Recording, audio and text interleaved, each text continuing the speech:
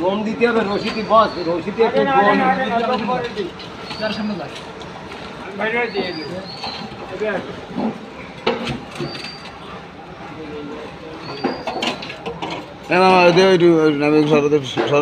ওই বাসে যাও নিচে আছে দুইজন আচ্ছা ঠিক আছে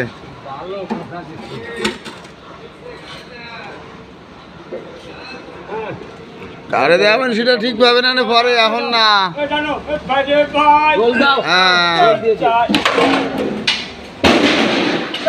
নারায় তাকবীর পাওয়ার উচ্চ